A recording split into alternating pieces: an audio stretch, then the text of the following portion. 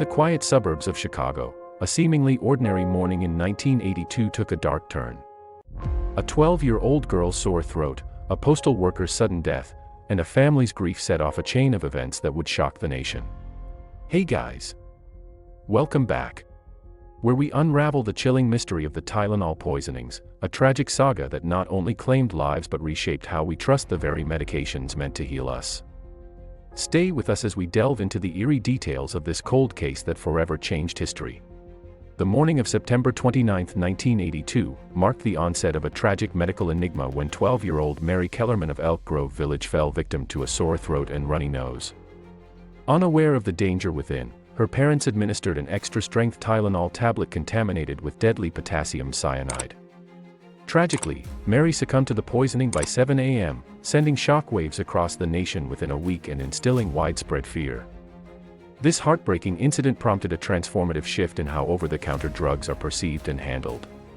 On the same ominous day, 27-year-old postal worker Adam Janis of Arlington Heights succumbed to what was initially believed to be a heart attack but was later revealed as cyanide poisoning. The ensuing tragedy continued as Adam's brother and sister-in-law, Stanley and Teresa of Lisle, unwittingly ingested tainted Tylenol from the same bottle. Stanley's life ended on the day of Adam's death, while Teresa succumbed 2 days later, amplifying the profound impact of this devastating chain of events.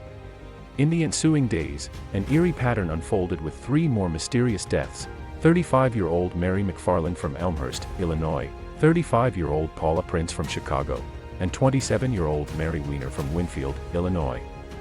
Shockingly, each of them had ingested Tylenol shortly before their untimely demise.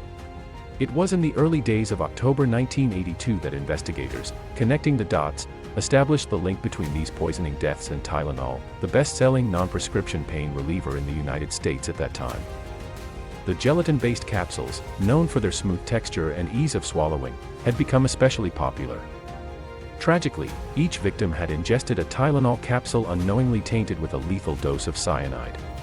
Tylenol, the widely used pain reliever, was manufactured by McNeil Consumer Products, a subsidiary of the healthcare giant Johnson & Johnson. In a commendable response, the company collaborated actively with the media, swiftly issuing widespread warning communications. Without hesitation, they initiated an extensive recall of over 31 million bottles of Tylenol in circulation. By early October, tainted capsules were discovered in select grocery and drug stores in the Chicago area, although, fortunately, they had not yet been sold or consumed. In a demonstration of responsibility and commitment to public safety, McNeil and Johnson not only offered replacement capsules to those who had already purchased the tainted pills but also incentivized the public by offering a reward for any information leading to the apprehension of the individuals involved in these random murders. The Tylenol poisoning case remained a perplexing puzzle for law enforcement, the pharmaceutical manufacturer, and the public. A key complication emerged when Johnson & Johnson promptly determined that the cyanide contamination took place after the Tylenol left the factory. According to police hypotheses, an unknown individual must have removed bottles from the shelves of local grocery stores and drug stores in the Chicago area. Subsequently, the culprit laced the capsules with poison before discreetly returning the tampered packages to the shelves. Unwitting customers then purchased these restored packages, unaware of the danger that lurked within. This intricate method of tampering added an extra layer of complexity to the investigation, leaving authorities grappling with questions about how the tampering was executed and who could be behind such a calculated and malicious act. The case underscored the vulnerability of consumer products within the supply chain and underscored the need for heightened security measures to ensure public safety. To this day, the culprits behind these heinous murders remain elusive. A man named James Lewis, asserting himself as the Tylenol killer, penned a ransom letter to Johnson & Johnson, demanding a staggering $1 million to cease the poisonings. Following an extensive cat-and-mouse pursuit, law enforcement and federal investigators concluded that Lewis resided in New York and lacked any substantial connections to the Chicago incidents. Despite this, he faced charges of extortion and received a 20-year prison sentence.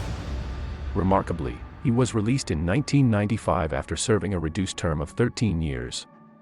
However, it's important to note that while Lewis engaged in extortion related to the Tylenol poisonings, he was not conclusively linked to the actual tampering of the medication or the murders, leaving the true perpetrators of these crimes still at large. In the aftermath of the 1982 Tylenol poisonings, Incidents of copycat poisonings involving Tylenol and other over-the-counter medications emerged in the 1980s and early 1990s. While these incidents were not as dramatic or deadly as the Chicago area deaths, conspiracy theories surrounding motives and suspects persist on the internet. Before the crisis, Tylenol commanded over 35% of the over-the-counter pain reliever market. However, within weeks of the murders, that figure plummeted to less than 8%. Facing both a human tragedy and a severe business downturn, Johnson & Johnson took decisive action to restore trust. The company implemented innovative product protection measures and pledged to enhance consumer safety. Collaborating with the FDA, they introduced tamper-proof packaging, including foil seals, setting a new industry standard. Price reductions and the introduction of the caplet, a tamper-resistant coated tablet, further fortified Tylenol's security. Within a year and a $100 million investment, Tylenol rebounded, reclaiming its status as the nation's preferred over-the-counter pain reliever. The Johnson & Johnson recall became a renowned case study in business schools, emphasizing crisis management and corporate responsibility. In response to the crisis, the U.S. Congress enacted the Tylenol Bill in 1983, criminalizing product tampering. Subsequently, in 1989, the FDA established federal guidelines mandating tamper-proof measures for manufacturers. While the Tylenol poisoning's tragic consequences cannot be undone, the incident spurred significant strides in making over-the-counter medication safer, albeit acknowledging that no safety measure can be 100% foolproof for the millions of consumers who rely on them each year. Thank you for joining us on this journey into the chilling depths of the Tylenol poisonings. If you found this video intriguing, don't forget to give it a thumbs up, share it with your friends, and subscribe for more riveting content. Until next time, stay curious and stay safe.